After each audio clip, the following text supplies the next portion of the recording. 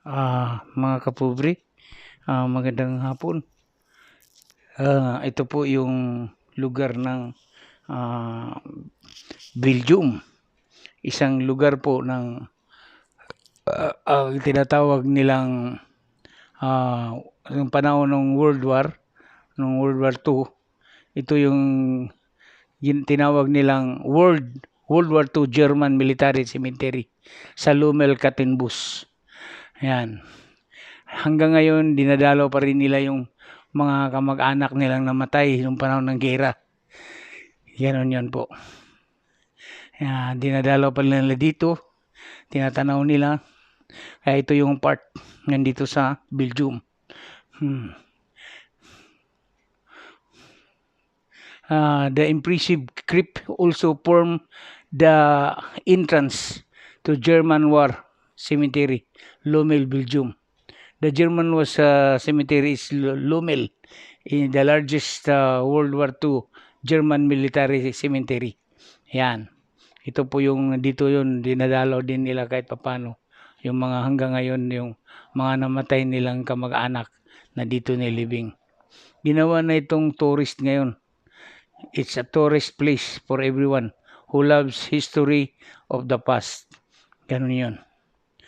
Ang klima naman ngayon dito sa Belgium ay 6 degrees centigrade. May araw kaso lang malamig pa ang hangin at super pagi. About naman sa COVID, medyo bumaba na at nang nahawaan pero mahigpit pa din ang rules nila. Kunti na lang nahawaan. Hindi advisable sa kanila hanggang ngayon ang mag-party-party. Kaya hindi gaya ng sa mabuti sa Pilipinas iinom na yung mga tao. Ayan. Ganun yun. Okay.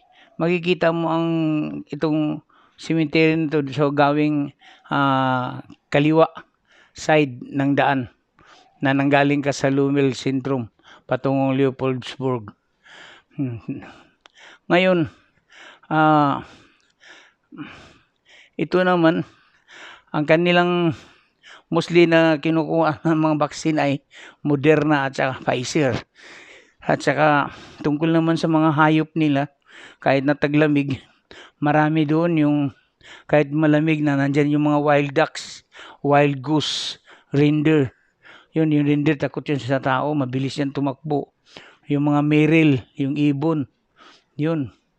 Yung marami pa rin yan. Yung kabayo naman nila, mayroon din pero iba kakaibang mga horse, yung makapal ang balahibo na kayang lumaban sa lamig. Ganun po. Kaya sila nabubuhay kahit matawag kahit na malamig.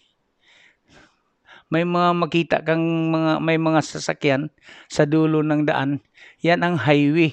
Papuntang kanan is Lumel Sentrum. Papuntang kaliwa is Leopoldsburg. Yan. Yan po. Yung Meril naman, yun yung mga maririnig mo na ibon. Yan. At saka, ang best nila na mga kinakain ng mga Belgian, mga European, yun yung tomato soup. Yan. During winter time. Tomato soup sila. Yan ang mas mostly nila. May mga kalapati din, hindi lang sa malamig na panahon o kaya tag-init. Diyan ang kalapati. Kala ko dati sa Saudi, ang mga kalapati, para sa init. Pero yun pala, kahit malamig, okay sila. Ganun po. At saka yung rice, kumakain din sila dito. Pero mostly pag ang mga Belgian, kumakain sila 1 or twice ng warm food. Sa umaga, tinapay lang sila. Sa tanghali o gabi, yun, nagluluto sila ng potato. Nilalaga nila yun. Pagkatapos yun yung pinaka-rice nila. Tapos yung mga available na pagkain nila, nung mga beef, mga steaks, yung sari-sari. Mahilig sila sa soup. Yan. Yan po ang buhay ng Belgium. Kaya Mahirap din ang kalagayan nila doon kasi mas malaki ang lamang ng taglamig kaysa tag-init. Okay, happy viewing po sa lahat po dyan. Sa lahat ng kasubaybay ng ating YouTube channel, Pobreng Buhay. Dyan sa Belgium, kala Princess, sa Qatar, sa Germany, sa Italy, Spain, UK, sa Singapore, Canada, Australia, Amerika, Milpitas, California, kapatid ni Bong nasa New York, si Michelle Hussein and family, at sa lahat ng nasa Gulf country, Dubai, Qatar, Kuwait, Bahrain, Israel, at saka Saudi Arabia. Sa lahat po ng trabaho ng King Abdulaziz University, kasama na si Ramon Mateo. Happy viewing po sa inyo lahat dyan. At sa lahat po ng trabaho ng Alcusi Company at Saran Company, mabuhay po kayo. At sa lahat ng trabaho ng dental clinic at saka sa King Fahad Hospital, mabuhay po kayo. At sa lahat ng Hong Kong Pinoy OFW, happy viewing po sa lahat. Hanggang sa muli po. Singapore, Australia, Spain, Taiwan, happy viewing. Okay po, over and out.